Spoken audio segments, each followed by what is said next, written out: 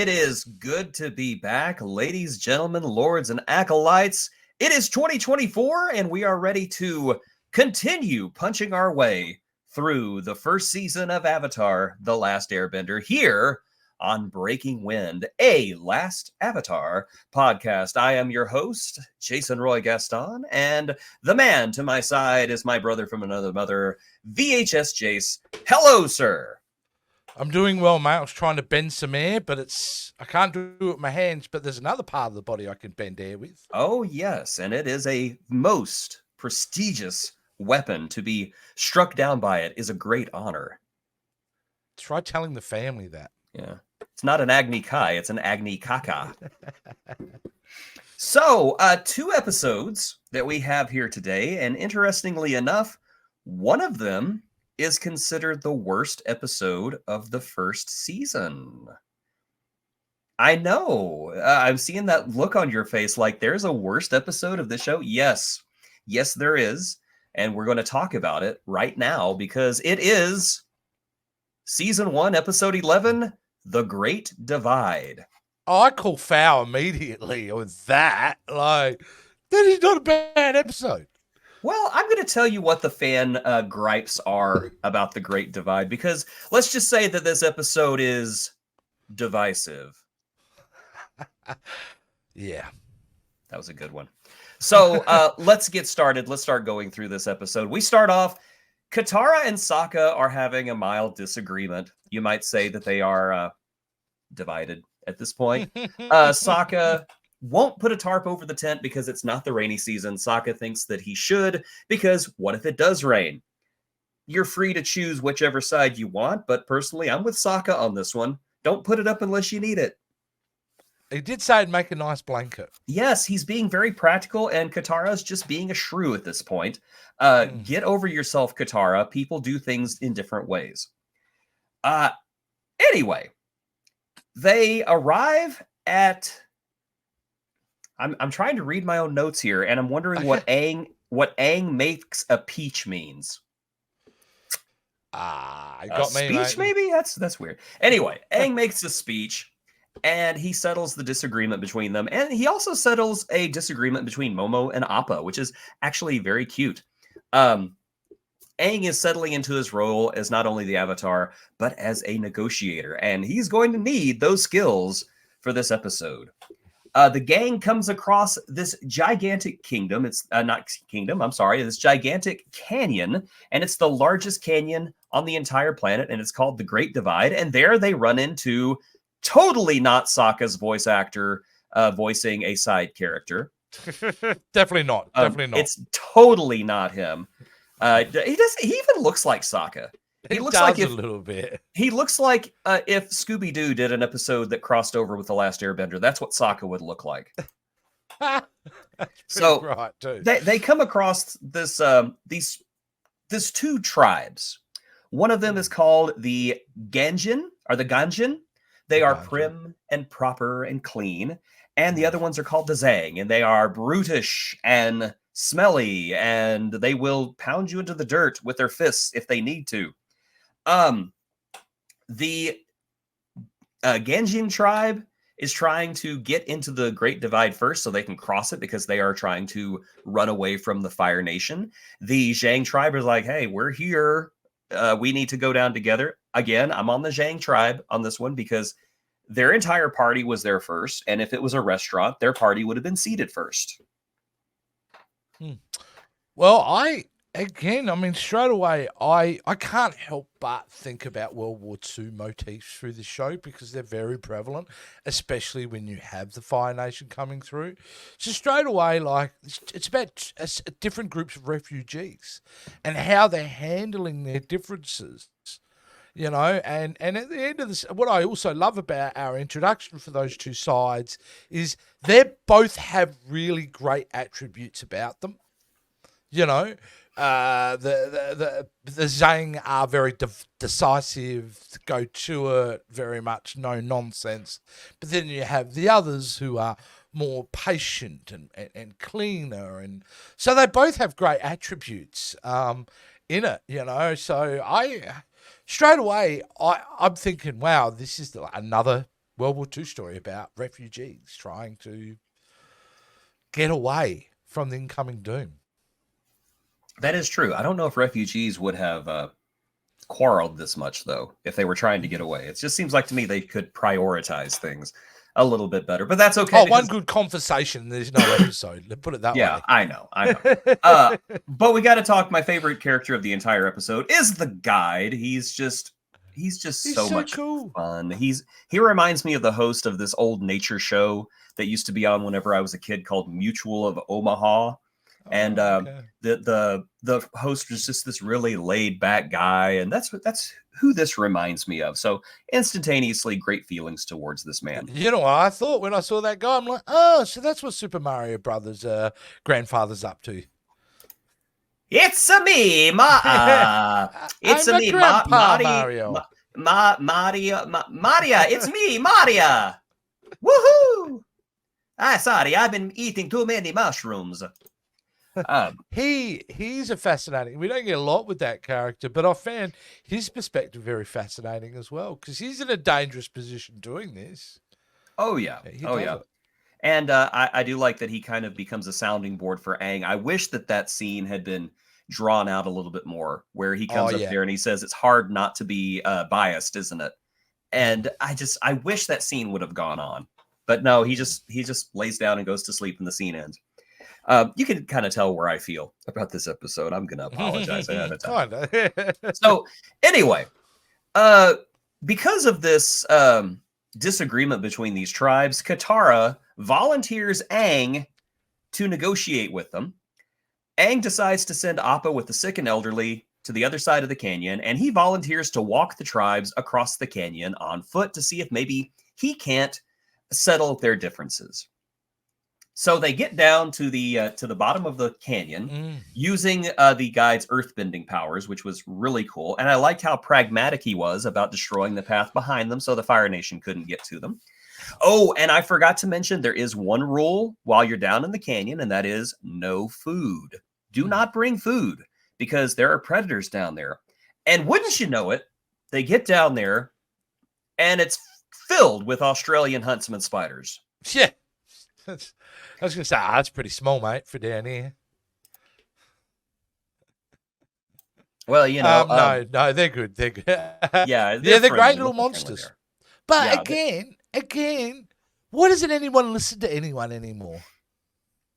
I'm going to get to my thoughts on that here in just a minute. Because I have very violent thoughts about this episode. So, obviously, somebody brought food in. The Zhang blames the I wrote this down because I keep forgetting. The Zhang blames the Ganjin blames the Zhang, and eventually they manage to fight the spider off, but the earthbender guide is damaged and he breaks both of his arms and he can't bend his arms or the earth anymore. So that's a cool thing to happen, isn't it, really? Because that's these guys are magical until you break their arms. Yeah, well, most people can do anything until you break their arms. If you're a bricklayer, you break your arms. Oh, no, I can't brick bend anymore. You're a painter and you break your arms. Oh, no, I can't paint bend anymore. Yeah, so people who look down on this, people who look down this, oh, he just broke his arms. Oh, yeah, well, can you do anything without your arms broken? Basically, after this attack by Australia's finest spiders, the fighting between the tribes gets worse until Aang gets tired of their bullcrap. And he separates them into separate canyons. Like, you guys go down this way, you guys go down that way, I'll go up the middle. Sokka, you go with them. Katara, you go with them. Find out why these fools hate each other so much. And so Sokka and Katara, they get on famously with their selected tribes. Clearly, don't walk Katara and Sokka in front of those buildings where they try to do your E-meter for Scientology, because those two will believe anything they're told quickly. Just feed them, and they'll buy in. But you know what? I'm the same way. Feed me, and I will listen to anything. I will listen to a flat earther for an hour if they feed me steak. Unbelievable. Now, that was just for I'll just be like, Oh, that's fascinating. That's that. Oh, steak is gone. You're full of crap. Bye. It's not that they don't, that, they believe each story based on where they're sitting. It's the fact they immediately turn on each other, Jason. Well, there was already hostility between these fools as it is. Yeah, It's trying. This episode is trying to tell a layered story, but they're being because so Katara's got some issues obvious on about it. Yeah. I'm feeling Sokka these days. Hey, I'm feeling sorry for the guy. I to be honest with you, if I had a choice whether to travel with Katara or Sokka, I'd be taking Sokka at the moment. Katara I would be going way with too Sokka. emotional. I'd be going with Sokka at any point because I wouldn't want to be griped at. Yeah. What are you doing? You're not putting the tent up right. What are you doing? You're not fishing right. What are you doing? You're not putting on your socks right. She's just moody. Exactly. She is moody and she always thinks she's right. But you know what? It's fine. It's fine to have characters with flaws, and they keep the flaws consistent because we're going to see not only Aang grow on this journey, we're going to see Katara and Sokka grow as well. And we've already seen Sokka grow, and we've seen Katara learning some hard lessons. They're going to grow as well. It's fine. Getting back to the episode, though, Sokka and Katara find out, first of all, both tribes snuck food into the canyon because both tribes are terrible. They're both awful, which is one of my major gripes about this episode is that these tribes are just made up of the worst people possible. They are selfish, they are unyielding, they are just awful to each other, and you really honestly have to wonder, do they change at the end? And the answer is no, they don't. They go through the entire episode from beginning to end. You may think they're horrible people, and you're right. Yeah, but they I are. also find it pretty close to what reality would be. I agree too, but when the episode's trying to teach a lesson, to me that short circuits the lesson. Whenever these characters are so unyielding. And I thought that at first the Ganjins were going to be the ones who brought the food, and they would have to apologize to the Zhang. But no, the Zhang brought food too, because we can't go a day without eating. One day, yeah, one day, dude. One day. It's only going to take a day. Yeah. Hey, don't bring food in, or you will be attacked by spiders. I don't know, man. And fair shake of the dice, they all start scoffing down food when they're told this, so they've eaten, right? Yeah, they've eaten. They've already eaten. I mean, come on. I'm a husky fellow myself. If you tell me don't eat today and you won't see spiders the size of a Porsche, I ain't gonna eat. I will starve. I'll load up and go, let's go. That's right. I got plenty of body fat I can live off of. Have we mentioned one of the very cool parts of this episode, which I love, is the storytelling of why? We're going to get into that right now, as a matter of fact. Cool. So, Sokka and Katara, they try to find out why the two tribes hate each other, and they get told two separate stories.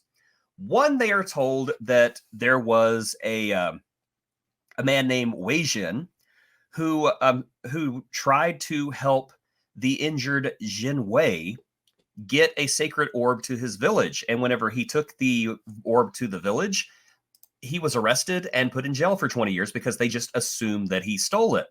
The other story, I think I got my stories swapped, but that's okay. Yeah. The second story, I just love this chibi design. That's I love how they do the different animation. It's a spoiler image, but it's all back to the story. Yeah. The other story is that these names are so hard to remember. They are these ones. Yeah. Wei Jin stole a sacred orb from Jinwei. Yeah. And that's the other story. And that they were trying to get the sacred orb to the gates of the city, from the north gate. They're going to go from one side of the east to west. Yes. So of course, Sokka and Katara believe every word because they're getting fed. Which I'm just wondering, Katara threw such a fit about Sokka not putting the tent up correctly, but she's not like, you brought food in? Oh my gosh, you guys suck. I'm not going to eat that. She doesn't even make a big deal out of it. She's like, hey, give me some bread. No, her line is, oh, well, if everyone else is doing it. Yeah. Really? Yeah.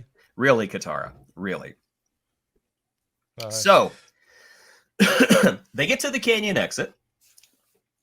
Aang learns that the tribes still hate each other. And Sokka and Katara have taken sides. Now, Now, also finds out that that the tribe smuggled food in, and that the food attracted the predators, and it was both of them. And by this point, Aang is just done. The spiders show up. He fights them all. But then he gets the idea that, you know what? We can capture the canyon crawlers and we can ride them to the top of the Great Divide Canyon. Genius. Which is fine, because, you know, there's actually some lore for Avatar that comes later about animals. Well, I just being thought it was vendors. genius that he turned the biggest threat they faced as an asset to them to get out of the situation. It is already classic Aang from my perspective. Only seen 12 Absolutely, episodes. you turn a hazard into into the saving grace, and I did like that. This episode is not. This episode's not horrible. I will say, if this is the worst episode of the season, it's not a bad episode. There are things about it that bother me, but it's not a bad episode. Could it be that the flaws in the show is the point of the show to show that people have flaws? It could be. We'll get to that here in a minute. So the biggest point of contention that people have is actually the ending scene, because Aang says, once everybody is up on the edge of the canyon, that, oh wait, I knew these guys, Jin Wei and Wei Jin. Yeah, they were 8-year-old twins playing a ball game. There was no prison. One of them was only in the penalty box for like 2 minutes. And that unites the tribes, and they're just like, hey, maybe we can forget the past and be one and go off together. Let's continue to Ba Sing Se, where we will be safe. If you know anything about the second season. After the tribes leave, Aang reveals that his story was a lie. He lied to get them to get along. So what are your thoughts on the big lie? That there'll be consequences for it. That's my guess. That I don't think he's going to lie and it's all just going to work out fine. No, it all worked out fine. I understand why he did it, because he seemed to be the only one who saw the ridiculousness of the situation, and to break it down to a simplified version of it, with kids involved, I think only highlighted to those two tribes the absolute ridiculousness of the feud. Did he lie? Yes. Was it smart? Yeah, it kind of was. Was it right? Well, I don't think it is, but, you know, I don't really have that much of an issue with it. I don't go, I would never do that. Well, maybe I don't know him well enough yet. I don't. Maybe once I've seen the whole series, I'll have an opinion on it. But at this point, yeah, if you're saying it all works out fine, then yeah, it's a bit off script, isn't it, for the character? Yeah, we literally never see these characters again. Okay. Oh. Yeah. So, I mean, in that fact that he'd have to lie, yeah, the messaging in that's rather different, isn't it? Yeah, the messaging is, if you want people to get along, lie to them. Okay, I can see why that's an issue. Yeah, my main thing was like, I don't know what's going to happen next. If he's lying, there's something's going to be. But if there's nothing happening afterward, yeah, it's an odd choice. But again, if that was the only way out of the situation, was it a bad thing? But was that the only way out of the situation?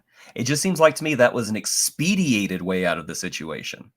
Yes, a rushed kind of let's put a Band-Aid on the situation and bail situation. Yeah, which of course Aang is 12 and he's going to make stupid decisions. I get that. My whole point is that at the end of the day, you still have a tribe of terrible people. Yeah, because they were just the worst. Well, the thing is, like, if that is the thing that bonds them together forever, then I'd be shocked, because like conflict. If you got that much 100 years of conflict, because it's been what 100 years or 80 years or whatever it was. Like, that's not just going to go away, is it, overnight? We're going to still have conflict, but and that's what the fans not happy about this, Jace. They were like, "What the?" Well, I just found that the tribesmen were just these very ludicrously one-dimensional characters, which is so it's horrible in my opinion, because you have a great actor voicing the leaders of the. Right, I've forgotten the name of it. Of the Xinjiang. I can't remember what the name of them are. Xinjiang. Yeah. The Zhang and the Gajin. Yeah. Rene Auberjonois is voicing the leader, and he's such an incredible actor. He was such an incredible voice actor, and I just feel like he was just wasted on this character. This character could have literally just been a day player, and it wouldn't have made any difference. Yeah, after talking to you too, because there's nothing like this is kind of a stop along the way. This wasn't even an important stop for him at all, was it? No. And what's funny is that in the 3rd season of Avatar, they actually dunk on this episode in the most disrespectful way. And I'm not going to tell you what happens. I'm not going to tell you how it happens, but whenever it does happen, you'll know it. Yeah. Well, there you go. Okay, so we're going from arguably the worst episode of the season to arguably one of the best, and that is The Storm. Season 1. I'm like, okay, wait sorry, a second. you went. I was looking away from the camera, and you went Strom, and I'm like, no way, did I spell storm wrong? But you did get the wrong episode number. It is number 12. Yes. Yes, it is number I 12. apologize. So, yes, you should. That's what you get when you hire somebody. Dare you? And not pay them. All right. So you are paid in Aussie jokes, and you know it. Yeah. The Storm. We open up with a very haunting dream sequence that slowly turns into a nightmare as Aang is flying through the air with Sokka and Katara, very uncharacteristically. And they are overtaken by a storm, and Aang sees Monk Gyatso. And he keeps hearing the words, "We need you, Aang. We need you, Aang. We need you, Aang." And Aang crashes into the water. We see a lot of repeated motifs like that as this episode plays on. So there's our boy Gyatso, who's just such an underappreciated character. I love that guy. Is this his first introduction? This is not his first introduction. We actually met him in the 2nd episode, where we see how he was very mischievous and he would throw cakes at the other monks. And then we saw his dead body. Yes. On a pile of dead firebenders. So you did not mess with Monk Gyatso. I like to think Monk Gyatso slaughtered all the firebenders and then had a heart attack afterwards. Like he's just He's a really great character in this. He really is a great character. So as this is going on, of course, Aang wakes up and he is not in a good place. He is obviously bothered. While this is going on, we go over to the Fire Nation ship, and I love this. I don't know why. I guess because it reminds me of my grandmother, but Iroh is smelling the air, and he says, "A storm is coming. I just know a storm is coming." And no one really, Zuko doesn't really believe him. The other crew basically are tired of Zuko being disrespectful, not only to them, but to his revered uncle. And they start standing up to him, which is, to me, a sign of trouble. And it's a sign that Iroh recognizes and decides to do something about. The gang go to market, and they're shopping for food, but then they realize, a lot like I do whenever I go to the store, oh no, I don't have any money. Aang is worried about this rumored storm. Sokka gets himself a job as a fish hauler, because these two are having, it does pay double, but I don't know who told him that.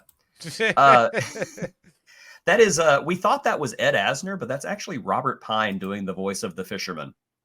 The dad of Chris Pine. Yes, but he's also known for other things like Chips. That's what I remember him from. Wasn't he he was the what do you call it? The police captain of Chips? Yeah, staff sergeant or something like that. Sergeant. Copyright strike. Okay. So anyway, Sokka goes on this job, and of course Katara and Aang are worried because there is a storm coming in. And the storm forms. Aang is then called out by the fisherman, who says, "Hey, great scene. You're the Avatar. You disappeared for 100 years, and now everything's terrible." And this really bothers Aang, as it should. Yeah. And Aang flies away, and Katara goes after him, and they don't even bother to say goodbye to Sokka because everybody forgets about Sokka. Poor Sokka. Only one Poor out there Sokka. trying to make money. Like, Exactly. cut a You guy a want to talk about break. two people who would, okay, you want to talk about somebody who would be a good fisherman? Katara would be an excellent fisherman. It's like bend the fish out of the water. Boop, boop, boop, Yep. boop, boop, boop, boop, boop. Yep, there we go. Yep. Sokka didn't need to go out on that boat. No. Katara is just awful at this point. Yeah, So- she's definitely got issues going on. I can't wait for them to explore that more. And you're kind of alluding that they do as we go along. I'm just saying she grows as a character. That's all I'm saying. Okay. So Katara chases Aang down and finds him in a cave, and they have a heart-to-heart where Aang tells her about how he became, or how he was told that he was the Avatar. And So much to love about Absolutely, this. Sorry, absolutely. but there is. the flashback sequences are just astounding because, for one, you get a look back at 100 years ago to see what Airbender society was like, because I don't know if you realize it from the title, but Aang is the last one because they're all wiped out. But secondly, we don't have a picture up. Yes, we do. This crotchety old man with the fantastic chin goatee is voiced by international treasure James Hong, who is just... May all of nature's protections fall on James Hong for the rest of his life, because the man is incredible. Absolutely fantastic performer. In, Yes. in film, television, and theatre. Has an incredible Absolutely. theatre background. Absolutely. The last movie I saw him in was Everything Everywhere All at Once, and he was just precious. He was the precious. In a film where gooey center. everybody's stealing scenes, he's stealing the scenes above the scene stealers. Effortlessly stealing scenes from everyone It's else. just so good. Effortlessly. But this man's been stealing scenes for his entire career. Yep. So after Aang is told that he is the Avatar, everything changed. For one thing, the children won't play airball with him anymore because they say you're the Avatar and that's unfair. They're not being mean. They're actually kind of right. If you play with us, it's not that fair because you're the Avatar. You're too powerful for us. And so Aang and Gyatso get together and they play Paizo. And they are told by James Hong, I don't know his character's name, he's just James Hong, that you two are getting too close. I have to do something about that because I'm the D-bag of this episode. And thanks to James Hong, evil James Hong, the Airbenders decide to separate Gyatso and Aang. Aang's going to go train at another temple because apparently they take a page from the Jedi handbook. Meanwhile, on the ship, Iroh tells a parallel story.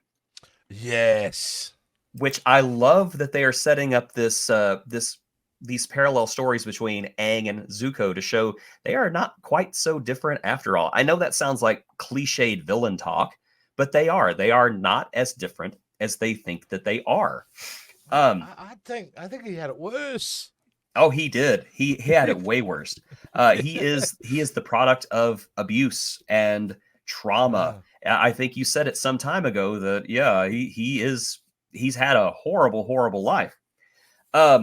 So basically Zuko talks Iroh into letting him into the war room so that he can hear the war plans. And when he hears that the Fire Nation is going to sacrifice a battalion as a distraction, Zuko is understandably upset. And he is challenged by the general to an Agni Kai, which we already know that we've seen an Agni Kai before. It's a battle between firebenders. However, in a twist, Zuko realizes, much to his horror, that he's not fighting the general. He's going to be fighting his father, because his disruption took place in his father's war room, and his father saw that as disrespect towards him. And he is going to fight Zuko. Zuko refuses to fight his own father, but his father, being the understanding parental figure that he is, scars him anyway, and then banishes him for his disrespect and tells him, you have to find the Avatar, this Avatar that's been missing for a century, or you can never come home. Yeah. That it is a was pretty traumatic scene. And it is just, what could you say, the parallel stories. And straight away when Zuko gets that, and they don't show it, which they can't because it's a kid's show. But you know what's more powerful? Them throwing the camera to the uncle, and the uncle can't even watch it happening. He turns his head away. And I'm going, oh, wow. Okay, I get it. Like, just based on this alone, I get it. But most importantly, Jace, it explains his vehement kind of focus. Yes. Of why he has to find the Avatar. Yeah. And being somebody who's seen this is now my third watch through of this series. I've seen this series 3 times now. And it's funny because whenever you look at the crowd in the Agna Kai, you recognize characters.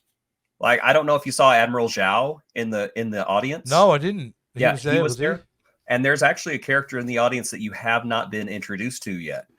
Wow. Okay. And you will not realize that character is there until you go back and rewatch the series again. You're like, oh my gosh, look who's there.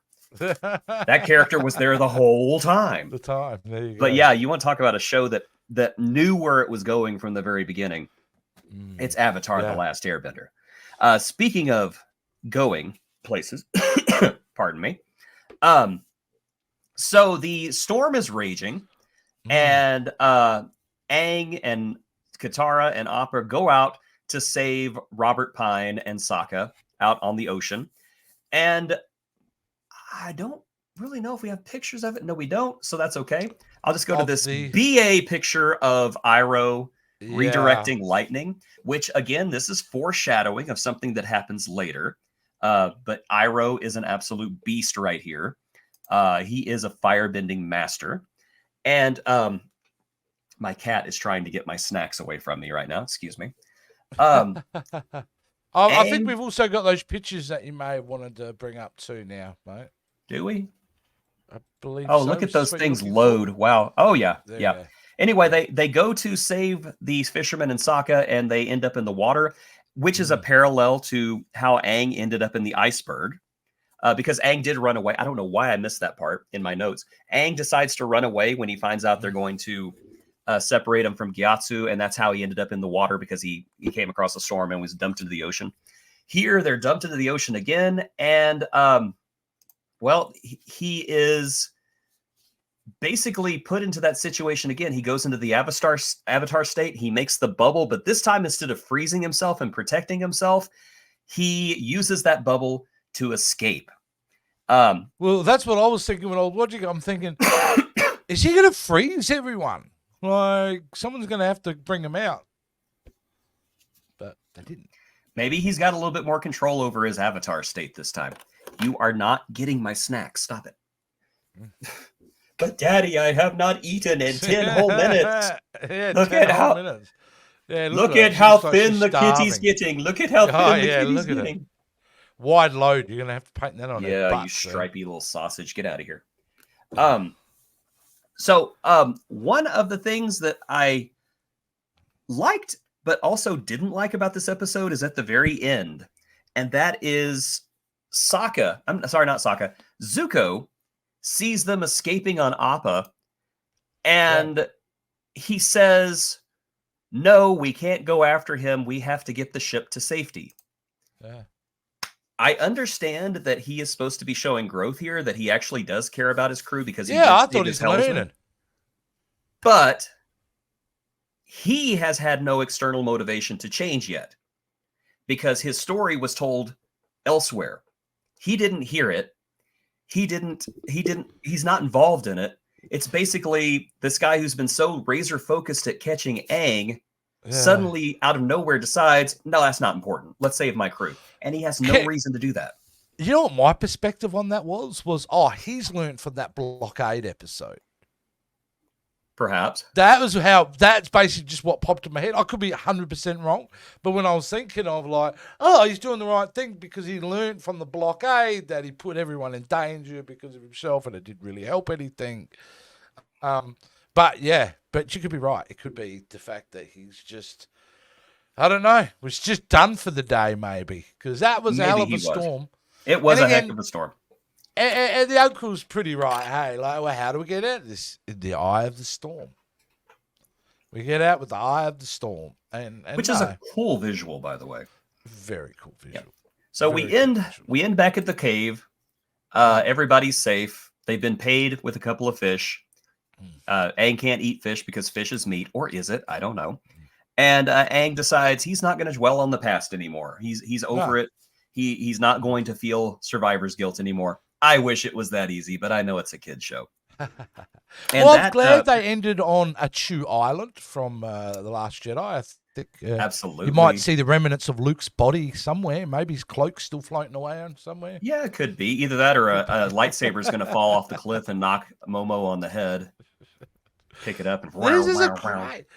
Dude, I'm still flummoxed. Even if that you said that last episode is the one that I hate the most, and there's some issues with it. It's still a lot of fun. This is an important episode for somebody who's just jumping on board, because this is adding the. You'd been saying, "Oh, there's so much depth in this show. There's so much depth in this show," and these are the episodes that are creating what you're saying. Like for me, I'm going, "Oh wow, I'm getting to see the motivation. What's behind it? You know what I mean?" Like. Already now, I have a different perspective on Zuko now. Yeah, like, Zuko is. It's about honor for him. It's the only way he's going to be able to, far as he's perceived, be loved by his father again. Because that's all he wants is the love of his father. Zuko goes on the most satisfying character journey of this entire series. He really does. He's one of my favorite characters. And so it was great for me because of that. And then just filling in that gap because, you know, we had been told about his past in previous episodes, Aang's, but just to be able to show the moment of what caused him to go into that ice formation, it was really good. I liked it. Now, I liked it because we often forget that Aang did have a life before he was frozen. And he does have his own trauma and his own demons that he has to conquer. I think it's a little convenient that they conquered them in one episode, but you know what? Kids are resilient. I don't think that we really give kids enough credit for how resilient they are. What about the B story of the fisherman? Like, the fisherman.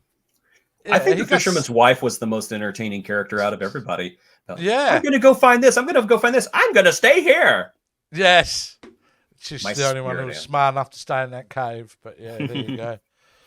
Well, I don't know if Battlecat enjoyed the episodes, but I certainly did, Jason. She's trying to get her. She's trying to steal my snacks. Yeah. Because her bowl is only half full. So it's obviously she's starving. That's always the way, isn't it? That's always the way. So what do we got coming up next, Jace? I do believe, I'm asking you, but I do believe I have the titles right here. And the next two are called The Fortune Teller. Yes. I don't know if you remember that one. And then there's Beto of the Water Tribe. Well, you're missing one. We actually have one before that called The Blue Spirit. Yes, the Blue Spirit and then the Fortune Teller. See, that's what happens when I let you off the leash. You just mess everything up. Changing numbers and I get it all wrong. But can I do say that both episode 13 and 14 are directed by Dave Filoni? I am not familiar with that man. Who is that? Oh, it's the only movie saved Star Wars, but it's not a big deal. Okay. Whatever Star Wars is, I'm sure he did just fine with it. But this is probably the peak of his career right here, is whenever he did Avatar The Last Airbender. So, but yeah, look, yeah. So the Blue Spirit and the Fortune Teller, which is great. So we're picking through it. Now, is our timing still on point here? Are we still going to make it the timing-wise for Avatar series, which is going to focus... Book 1, correct? Yes, I believe we're going to make it because let's see. Let's do some quick math here because these podcasts air on Saturday. No, they air on Monday. What air? I don't know. When do they air? Whatever time they air. So this is the week of the 8th, and then Blue Spirit Fortune Teller will be the week of the 15th. Bato, the Water Tribe, and the Deserter will be the week of the 22nd. Northern Air Temple and the Waterbending Master will be the week of the 29th. The Siege of the North Part 1 and 2 will be the 5th. And then that thing, you really going to put me through that before the series? I suppose I need context. If I have to see it for context, don't I? If I had to watch it, you have to watch it. M. Night Shyamalan's The Last Airbender will be February 12th. So The Last Airbender on Netflix airs, or it all gets dumped on what day? February 22nd. So we're actually going to be done about a week before it comes out. So we'll be able to and how, just to let the audience know, I know there's a little bit of fun. How are we going to tackle this, Jason? Are we going to space it out? Are we going to binge the whole thing? We're going to have to talk about it. But if anybody has some suggestions about the way that you think we should handle The Last Avatar Netflix series, please drop a comment in the comment section below. Yes, please. Do you want us to break it down bit by bit, episode by episode, or you just want to give an overall impression? We're down to go whatever way you guys point us in. Absolutely. Is Battle Cat okay with it? You're all right, Battle Cat, with this, because you're the decider. She refuses to acknowledge my existence. She abstains. She abstains in hostility. Yeah. She really doesn't like the Aussies. I think it's a racial thing. Well, it's not a racial thing. It's not a race thing. But it's certainly... She's got some bias against Australians, I think. She's not biased against anyone. She hates everyone equally. Look at that. Look at the hatred that just burns in those eyes. Look at the hatred. Show them your hatred. I love it. Show them your hatred. The fact that she was just looking in the camera. She's staring at herself in the monitor right now. She's like, who the hell is that? Who is that? Who is that fat cat? Snack? I will kill it. I will kill it. I will kill it. All right. I suppose we better tie this up. Yes, let's tie it up. Ladies and gentlemen, please, if you like what we're doing here, subscribe, hit that notification icon, like, and leave a comment, because that's how YouTube do what YouTube do. And if you are feeling particularly saucy, please consider joining our Patreon. The link to do that is in the description below. I am Jason Roy Gaston. That is VHS Jace. And this is Breaking Wind, a Last Avatar podcast, a Last Airbender podcast. It's a Last Airbender podcast, not a Last Avatar it's podcast. Something.